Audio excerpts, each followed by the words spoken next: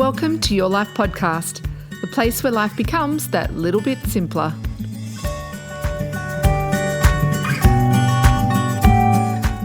Thanks so much for joining me on the Your Life Podcast. I'm Angela Lockwood, and in this episode, I'm interviewed by Luke and Susie of The Luke and Susie Show.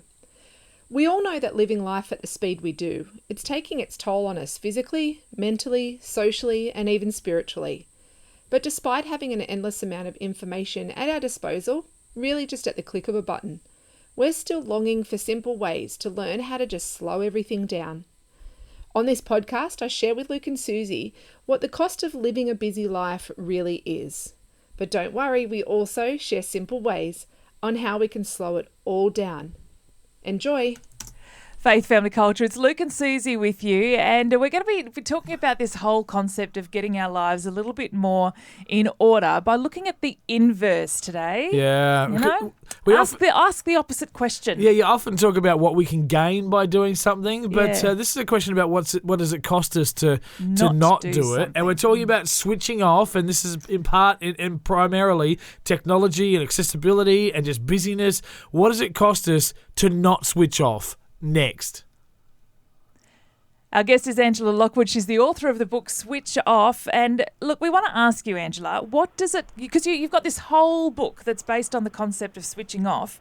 What does it cost us to not switch off? A lot, unfortunately, and thanks so much for bringing this up. I love when we have these conversations where, as you say, it's an inverted question, because we often think about how hard things are to switch off and, well, what is it that I need to do? Do I need to meditate more? We look at the things that we need to do rather than thinking, well, if I don't, what's the repercussions of that? And I think there's really three areas that I want to touch on today, and one of them definitely is our relationships. So relationships with other people in our lives, that's a huge cost, because if you think about it, if we are constantly switched on, we're usually really overwhelmed, we're really overstimulated, and we're too connected to things that really often don't have a lot of meaning to us. So think about our social media contacts, or the people or the tasks at work, or the amount of people that are vying for our attention all the time. All of these things take our attention away from the relationships often that really matter to us, and that's often our partner or our children, even our parents, our family members, and our friends. So relationships are a really big cost. They come at a huge cost, because these are the things that we often ignore when our attention is distracted. So that's the first one. The second huge cost as well is, of course, our health. And we all know this. There's so much research out there around what technology is doing to our mental health, what technology is also doing to our physical health, even just sitting prolonged at computers. You know, all of these things that they're taking our toll on our mental and our physical health. We know this stuff, but the real challenge is how do we go about making that shift? So relationships and health are the two biggies. All right. So we're going to... Yeah. Was there another one? Yeah. I think there's a third one. There is definitely a third one, and this is the one we always overlook, and that is the cost to ourselves. So there's things that we have in life that are our goals. We want to be doing more. Often people are saying, I want to be more active. I want to be more connected to things that really matter to me, or I want to be pursuing another career path. When we are constantly switched on, or we don't switch off, what we're often doing is getting caught up in that minutiae of our day, and we're not giving ourselves time to focus on those really important things that we want to be doing in our lives. So it's relationships, health, and the things that are really important to us. Our guest right now is Angela Lockwood. She's the author of Switch Off, talking about what does it cost us to not switch off, to not turn off that accessibility and the busyness and the devices and work and everything. And we're talking about the cost is relationships, is health, and is that self-cost. But Angela, I've got a feeling that maybe there's a couple of spreadsheets involved, and not everything that's a cost is on the same spreadsheet. I'm going to explain my weirdness on spreadsheeting this next with Luke and Susie.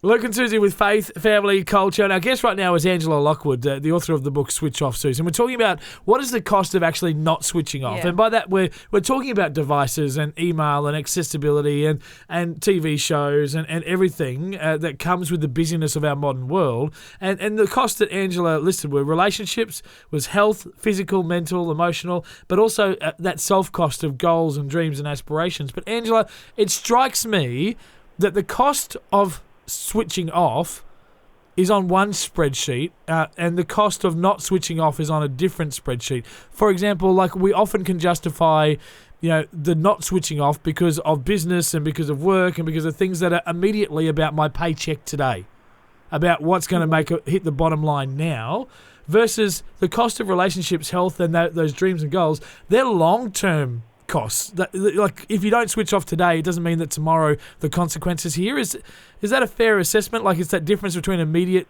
gratification and delayed gratification? I love it, and I do believe that the world doesn't need any more spreadsheets. So can we please condense these into at least one tab? Yes. Or at least can we get it into a Word doc? Yes. Please. Or some sort of pretty PowerPoint I slide love rather than a spreadsheets. spreadsheet. I love spreadsheets. Okay, let's leave spreadsheets out of this. But this is about long-term cost, right? It is, and I think we become really, really skilled at justifying decisions when we know that they're wrong. So when we know that they're wrong for us, you think about, whether it be a really snazzy car that you want to buy or an expensive pair of shoes, we will go through and we will rationalise that decision just to find the data or to find the reasoning to support the decision we're going to make. So even if we know that it's not a good one for us, we will still find all the reasons to go, you know what, you're actually right, go for it. And so what we will do is if we're constantly switched on, so if we're working long hours, if we're really putting in too much attention to our business or even just to fluffing around on social media, we will look for reasons to support why we should keep doing that. Okay? Yeah. So this sort of decision cost, what we need to do is go, it's not an either or, because there are times where you have to be switched on. And for those people who have read the book Switch Off, it's not a book about always being chilled out and laying on the beach doing nothing. What it is, it's a book about becoming really skilled in knowing when it's time to be on and having the skill to be able to switch off when needed. Yeah. So it's not about chilling out and doing nothing for your life, because that has its own cost. What it is, it's about saying there are moments where I need to be on, being really focused in those times, and then knowing when to hit the button and switch off and re-energise ourselves and rejuvenate our energy. So if you can be somebody who can know when it's the time to be on and off, then that way it's never an either or an or. It's actually about what's needed for me right now. Yeah. It's interesting. Yeah. In my head, as you've been talking, it's like every time we're not switching off, it's like we're accruing a debt with our family and with our life and with our health. And if we don't stop and pay off that debt every now and then, eventually we go bankrupt. Right, and look, even in writing the book, so in writing Switch Off and my other books as well, they were full-on times for me. They were times where I was up till 3 o'clock in the morning, which is a bit ironic, writing a book about Switch Off, right? But the thing is that it needed to be done. I couldn't take myself offline because I still worked and I have family. But what I did is I made a very conscious decision that was what was needed right here, right now. And I made that decision with my family to go, Mum needs to be in this space right now because of these reasons. But what that's now allowed me to do is that intense focus time has now allowed me to make better choices in my life about knowing when it is time to switch off and switch on. So I think we're a little bit hard on ourselves. We do see it as an either or, but it should never be an either or. Otherwise, we're always feeling guilty by not doing one if we're doing the other. Love it. So we need to back off a little bit, not have two spreadsheets. Let's just bring it into one beautiful PowerPoint slide and go, this is what we do, and make good decisions around it. You're speaking his language, Angela. I like it so much. Angela Lockwood, proudly sponsored by PowerPoint. Angela Lockwood, she wrote the book Switch Off. Thanks so much for discussing this with us. We really appreciate it. Thanks for having me.